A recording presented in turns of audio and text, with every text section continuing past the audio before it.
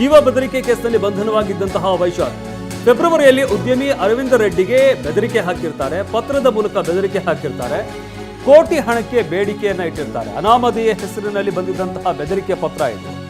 ಇನ್ನು blue data courier ಮೂಲಕ ಬೆದರಿಕೆ ಪತ್ರ ಬಂದಿರುತ್ತೆ. ಮಹಿಳೆ ಜೊತೆ ಇರುವ ಸಮಸ್ಯೆ ಬಗೆಹರಿಸಿಕೊಳ್ಬೇಕು, ಕ್ಷಮಾಪಣೆ ಪತ್ರದ ಜೊತೆಗೆ 6 ರಿಂದ 7 ಕೋಟಿ ನೀಡಬೇಕು, ಇಲ್ಲವಾದಲ್ಲಿ ಬೇರೆ ಪರಿಹಾರ ಎದುರಿಸಬೇಕಾಗುತ್ತೆ. ಉದ್ಯಮಿ ಅರವಿಂದ ರೆಡ್ಡಿಗೆ ಬೆದರಿಕೆ ಪತ್ರವನ್ನ ಬರೆದಿದ್ದಂತಹ ಆರೋಪ ಕೂಡ ವೈಶಾಖ್ ವಿರುದ್ಧ ಕೇಳಿ ಬಂದಿರುತ್ತೆ. ಕ್ಷಮಾಪಣೆ ಪತ್ರದ ಜೊತೆಗೆ 6 ರಿಂದ 7 ಕೋಟಿ ರೂಪಾಯಿ ಪರಿಹಾರ ಕೊಡಬೇಕು, ಇಲ್ಲ ಅಂತಂದ್ರೆ ಬೇರೆ ರೀತಿಯಾದಂತಹ ಪರಿಣಾಮ ಎದುರಿಸಬೇಕಾಗುತ್ತೆ ನೀವು ಅಂತ ಬೆದರಿಕೆ ಹಾಕಲಾಗಿರುತ್ತೆ.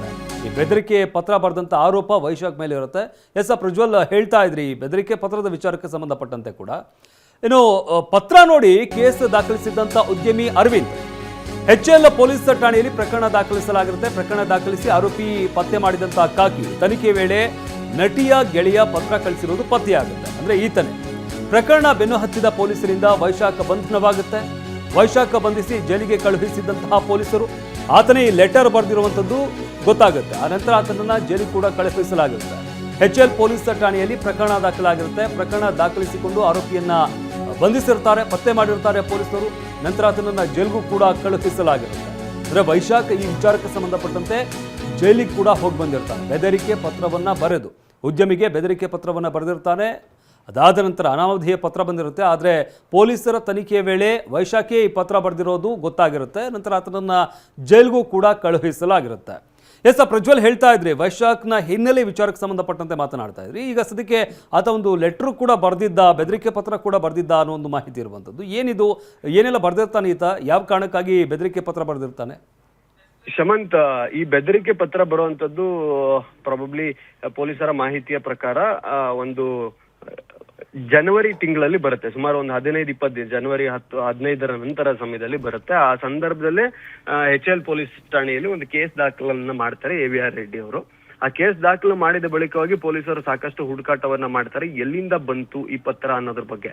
ಯಾಕಂದ್ರೆ ಅದ್ರಲ್ಲಿ 2 ಆಸ್ಪೆಕ್ಟ್ ಇರುತ್ತೆ. ಒಂದು ಬೆದರಿಕೆ, ಇನ್ನೊಂದು ಎಕ್ಸ್ಟಾರ್ಷನ್. ಈ 2 ಅಂಶಗಳಿರುತ್ತೆ. ಅಂದ್ರೆ ಹಣವನ್ನ ಕೇಳಿದಂತದ್ದು ಎಕ್ಸ್ಟಾರ್ಷನ್ ಮಾಡ್ಲಿಕ್ಕೆ ಪ್ರಯತ್ನ ಆಯ್ತು ಅನ್ನೋ ನಿಟ್ಟಿನಲ್ಲಿ ಕೇಸನ್ನ ದಾಖಲನ್ನ ಮಾಡ್ಕೊಂಡಿರ್ತಾರೆ. ಹುಡುಕಾಟವನ್ನ ಮಾಡಿದಂತ ನಂತರದಲ್ಲಿ ಬ್ಲೂ ಡಾಟ್ ಕೊರಿಯರ್ ಮೂಲಕವಾಗಿ ಈತನೇ ಆ ಒಂದು ಪತ್ರವನ್ನ ಕಳಿಸಿದ್ದ ಅನ್ನೋದು ಇವರಿಗೆ ಗೊತ್ತಾಗುತ್ತೆ, ಪೊಲೀಸರಿಗೆ ಗೊತ್ತಾಗುತ್ತೆ. ಹೀಗಾಗಿ ಪೊಲೀಸರಿಗೆ ಗೊತ್ತಾದ ನಂತರದಲ್ಲಿ ಆತನನ್ನ ವಶಕ್ಕೆ ಪಡೆದು ವಿಚಾರಣೆಯನ್ನ ಮಾಡ್ತಾರೆ. ಆ ವಿಚಾರಣೆಯನ್ನ ಮಾಡಿದ ಬಳಿಕವಾಗಿ ಅವನನ್ನ ಬಂಧನ ಸಹಿತ ಮಾಡ್ಲಾಗುತ್ತೆ. ಬಂಧನವನ್ನ ಮಾಡಿದ ಬಳಿಕವಾಗಿ ಆತ ಹೈಕೋರ್ಟ್ಗೆ ಸಹಿತ ಹೋಗ್ತಾನೆ. ಅಕ್ರಮವಾಗಿ ಬಂಧನವನ್ನ ಮಾಡಿದ್ದಾರೆ, ಬಂಧನವನ್ನ ಮಾಡುವ ರೀತಿ ಸರಿಯಾಗಿ ಇಲ್ಲ, ಇವರು ನಮ್ಮನ್ನ ನೋಟಿಸ್ ಅನ್ನ ಕೊಟ್ಟಿಲ್ಲ ಅನ್ನೋ ನಿಟ್ಟಿನಲ್ಲಿ ಹೈಕೋರ್ಟ್ಗೆ ಹೋಗ್ತಾರೆ. ಅದಾದ್ಮೇಲೆ ಫೆಬ್ರವರಿ 6ನೇ ತಾರೀಕು ಹೈಕೋರ್ಟ್ ಸಹಿತ ಪೊಲೀಸರ ವಿರುದ್ಧ ಅಸಮಾಧಾನವನ್ನ ವ್ಯಕ್ತಪಡಿಸುತ್ತೆ. ಅಂದ್ರೆ ಇದೆಲ್ಲವೂ ಕೂಡ ಹಿನ್ನೆಲೆ, ಇದೇ ಕಾರಣವ ಆತನ ಸಾವಿಗೆ ಅನ್ನೋದ್ರ ಬಗ್ಗೆ ಯಾವುದೇ ರೀತಿಯಾದಂತ ಕ್ಲಾರಿಟಿ ಇಲ್ಲ. ಯಾಕಂತಂದ್ರೆ ಈ ಕ್ಷಣದವರೆಗೆ ಆತನ ಸಾವಿಗೆ ಏನು ಕಾರಣ ಅನ್ನೋದನ್ನ ಆತ ಎಲ್ಲೂ ಬರ್ದಿಟ್ಟಿಲ್ಲ, ಅಥವಾ ಯಾವುದೇ ಅಲಿಗೇಷನ್ ಅನ್ನ ಆತ ಸಾಯೋ ಮುನ್ನ ಆತ ಮಾಡಿಲ್ಲ. ಹೀಗಾಗಿ ಅದೇ ಕಾರಣ ಅನ್ನೋದು ಗೊತ್ತಿಲ್ಲ. ಆದ್ರೆ ಇದು ಒಂದು ಆತನ ಇತಿಹಾಸ. ಅಂದ್ರೆ ಹಿನ್ನೆಲೆಯಲ್ಲಿ ಬ್ಯಾಕ್ಗ್ರೌಂಡ್ ಕ್ರೈಮ್ ಆತ ಏನ್ ಮಾಡಿದ್ದ, ಆತ ಎಲ್ಲಿ ಪೊಲೀಸರ ಎದುರುಗಡೆ ಬಂದು ಇನ್ವೆಸ್ಟಿಗೇಷನ್ಗೆ ಹಾಜರಾಗಿದ್ದ ಅನ್ನೋದನ್ನ ನೋಡ್ಕೊಂತ ಹೋದ್ರೆ ಈ ಒಂದು HL ಇನ್ಸಿಡೆಂಟ್ ಬರುತ್ತೆ. ಮತ್ತೆ AVR ರೆಡ್ಡಿ ಪತ್ರಿಕಾಗೋಷ್ಠಿಯನ್ನ ಮಾಡಿ ಸಾಲು ಆರೋಪವನ್ನ ಕೃಷಿ ತಾಪಂಡೆ ವಿರುದ್ಧ ಏನ್ ಮಾಡ್ತಾರೆ, ಆ ಸಂದರ್ಭದಲ್ಲೂ ಸಹಿತ ಈತನ ಹೆಸರನ್ನ ಉಲ್ಲೇಖ ಮಾಡಿಯೇ ಪ್ರೆಸ್ ಮೀಟ್ ಅನ್ನ ಮಾಡಿರ್ತಾರೆ ಅನ್ನೋದನ್ನೊಂದನ್ನ ಗಮನಿಸಬೇಕಾಗತ್ತೆ.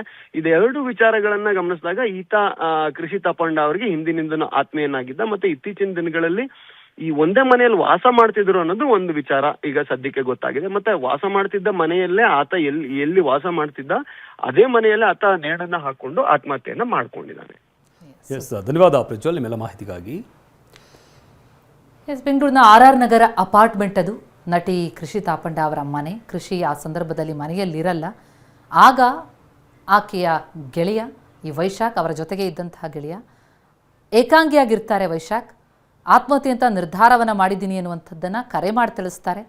ನಂತರ ಕುಟುಂಬಸ್ಥರು ಬರೋ ಅಷ್ಟರಲ್ಲಿ ಸಾವಾಗಿದೆ.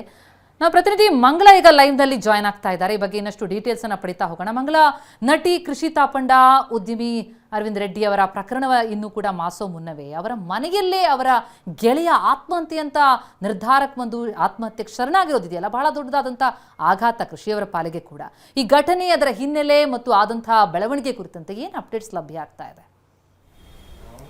ಪ್ರತಿಮಾ ಸದ್ಯಕ್ಕೆ ಅದೇ ವೈಶಾಖ್ ಅವರು ಆತ್ಮಹತ್ಯೆ ಮಾಡ್ಕೊಂಡಿದ್ದಾರೆ ಅನ್ನೋ ಒಂದು ಇನ್ಫಾರ್ಮೇಷನ್ ಇದೆ. ಅವರ ಒಂದು ಪಾರ್ಥಿವ ಶರೀರನ ವಿಕ್ಟೋರಿಯಾ ಆಸ್ಪತ್ರೆಗೆ ರವಾನೆ ಮಾಡಿದ್ದಾರೆ ಅನ್ನೋ ಇನ್ಫಾರ್ಮೇಷನ್ ಇದೆ. ಆದರೆ ನಾವು ಕೃಷಿ ತಾಪಂಡ ಅವ್ರಿಗೆ ಕರೆ ಮಾಡಿದಾಗ ಅವ್ರ ಕಡೆಯಿಂದ ಯಾವುದೇ ರೀತಿ ಸ್ಪಂದನೆ ಸಿಗ್ತಾ ಇಲ್ಲ. ಅವರು ಫೋನ್ ಕರೆಯನ್ನು ಕೂಡ ತೆಗಿತಾ ಇಲ್ಲ. ಸೊ ಸದ್ಯಕ್ಕಿರೋ ಮಾಹಿತಿ ಪ್ರಕಾರ ಏನಂತಂದರೆ ಮೇ ಬಿ ಇವರಿಬ್ಬರು ಪ್ರಕರಣದಲ್ಲಿ ಏನಾಗಿತ್ತು ಅಂತಂದರೆ ಪದೇ ಪದೇ ಇವರಿಬ್ಬರು ಸಂದರ್ಶನಗಳು ಕೊಡೋದಾಗಿರ್ಬೋದು. ಅರವಿಂದ್ ರೆಡ್ಡಿ ಅವರು, ಕೃಷಿ ತಾಪಂಡ ಅವರು ಪರಸ್ಪರ ಒಬ್ರಿಗೊಬ್ರು ಈ ವಿಷಯದಲ್ಲಿ ಏನಾಯಿತು ಅನ್ನೋದ್ರ ಬಗ್ಗೆ ಅವಾಗವಾಗ ಅವರು ಸಂದರ್ಶನಗಳನ್ನ ಕೊಡ್ತಾನೆ ಬರ್ತಾಯಿದ್ರು. ಜೊತೆಗೆ ವೈಶಾಖ್ ಕೂಡ ಮನೆಯಲ್ಲೇ ಇದ್ದರು. ಸೊ ಹೀಗಾಗಿ ಎಲ್ಲೋ ಒಂದು ಕಡೆ ಅರವಿಂದ್ ರೆಡ್ಡಿ ಅವರು ಯಾವ ಥರ ಅವ್ರಿಗೆ ಮಾನಸಿಕ ಕಿರುಕುಳವನ್ನು ಕೊಟ್ಟಿದ್ದಾರೋ ಏನೋ ಗೊತ್ತಿಲ್ಲ. ಅದರ್ವೈಸ್ ಏನಾದರೂ ಬೆದರಿಕೆಯನ್ನು ಕೂಡ ಹಾಕಿರ್ಬೋದು. ಸೊ ಅದರಿಂದ ಏನಾದರೂ ಇವರು ವೈಶಾಖ್ ಅವರು ಮನನೊಂದು ಏನಾದರೂ ಈ ಥರ ಆತ್ಮಹತ್ಯೆ ಮಾಡ್ಕೊಂಡ್ರೆ ಗೊತ್ತಿಲ್ಲ. ಯಾಕಂದರೆ ಈ ಹಿಂದೆ ಕೃಷಿ ತಾಪಂಡ ಅವರು ಅರವಿಂದ್ ರೆಡ್ಡಿ ಅವರ ಮೇಲೆ ಅವರು ನನಗೆ ಮಾನಸಿಕ ಕಿರುಕುಳವನ್ನು ಕೊಡ್ತಿದ್ದಾರೆ ನಮ್ಮಿಬ್ರಿಗೂ ಅಂತ ಹೇಳ್ಬಿಟ್ಟು ಒಂದು ಕಂಪ್ಲೇಂಟನ್ನು ಕೊಟ್ಟಿದ್ರು. ಅದಾದ ನಂತರ ಅರವಿಂದ್ ರೆಡ್ಡಿ ಅವರು ಕೂಡ ಕೃಷಿ ತಾಪಂಡ ಮತ್ತು ವೈಶಾಖ್ ಅವರ ಮೇಲೆ ಅವರು ನಮಗೆ ಬೆದರಿಕೆ ಪತ್ರವನ್ನು ಬರೆದಿದ್ರು ಅಂತ ಹೇಳ್ಬಿಟ್ಟು ಪೊಲೀಸ್ ಸ್ಟೇಷನ್ಗೆ ಕಂಪ್ಲೇಂಟನ್ನು ದೂರು ಕೊಟ್ಟಿದ್ರು. ಅದಾದ ನಂತರ ವೈಶಾಖ್ ಅವರನ್ನು ಕೂಡ ಅರೆಸ್ಟ್ ಮಾಡಿದ್ರು. ಸೊ ಇದೆಲ್ಲ ಘಟನೆ ಆದಮೇಲೆ ಕೃಷಿ ತಾಪಂಡ ಅವರು ಸಾಕಷ್ಟು ಬಾರಿ ಹೇಳ್ಕೊಂಡಿದ್ರು, ನನಗೆ ಪದೇ ಪದೇ ಅರವಿಂದ್ ರೆಡ್ಡಿ ಅವರಿಂದ ಕಿರುಕುಳ ಆಗ್ತಾ ಇದೆ, ನನ್ನ ಹಿಂದೆ ಯಾರನ್ನೋ ಬಿಟ್ಟಿರ್ತಾರೆ, ಅವರು ನಾನು ಎಲ್ಲೇ ಹೋದ್ರು ಎಲ್ಲೇ ಬಂದರೂ ನನ್ನನ್ನು ಅವ್ರು ಗಮನಿಸ್ತಾ ಇರ್ತಾರೆ, ಪ್ರತಿಯೊಂದು ಹೆಜ್ಜೆ ಕೂಡ ಅರವಿಂದ್ ರೆಡ್ಡಿ ಅವ್ರಿಗೆ ಗೊತ್ತಾಗ್ತಾ ಇರುತ್ತೆ ಅಂತ ಒಂದಷ್ಟು ಅವರು ಸಂದರ್ಶನಗಳಲ್ಲಿ ಹೇಳ್ಕೊಂಡಿದ್ರು.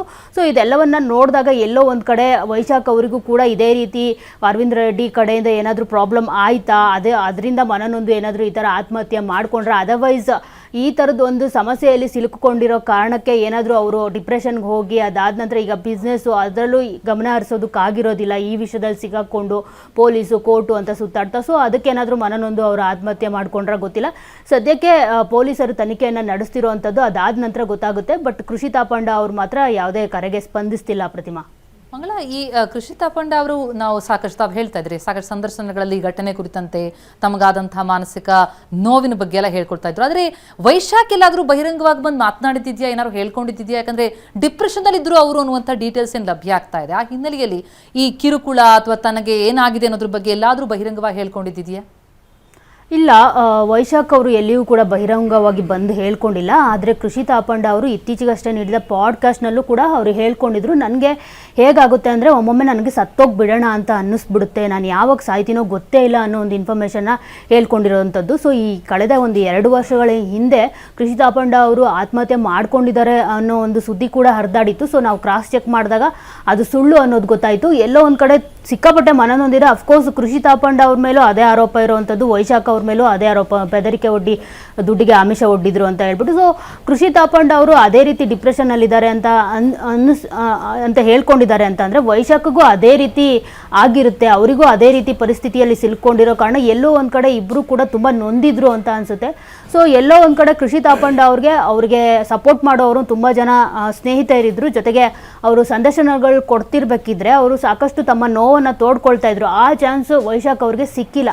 ಸೊ ಹೀಗಾಗಿ ಎಲ್ಲೋ ಒಂದು ಕಡೆ ಅವರು ಕೂಡ ಅವ್ರ ಜೊತೆನೇ ಇದ್ದಿದ್ದ ಕಾರಣಕ್ಕೆ ಈ ಥರದ್ದು ಒಂದು ಸಂಕಷ್ಟಕ್ಕೆ ಸಿಲುಕೊಂಡು ಅವ್ರೇನಾದರೂ ಈ ಥರ ಮಾಡಿಕೊಂಡ್ರ ಅನ್ನೋದು ಅನಿಸುತ್ತೆ. ಬಟ್ ಇನ್ನೂ ಅದು ಪೊಲೀಸರ ತನಿಖೆಯಲ್ಲಿ ಗೊತ್ತಾಗಬೇಕಾಗಿದೆ. ಅದರ್ವೈಸ್ ಕೃಷಿ ತಾಪಂಡ ಅವರು ರೆಸ್ಪಾಂಡ್ ಮಾಡಿದ್ರೆ ಗೊತ್ತಾಗುತ್ತೆ. ಯಾಕಂದರೆ ಕೃಷಿ ತಾಪಂಡ ಅವ್ರಿಗೂ ಗೊತ್ತಿರುತ್ತೆ ಅನಿಸುತ್ತೆ ಅವ್ರು ಡಿಪ್ರೆಷನಲ್ಲಿ ಇದ್ದಿದ್ದು.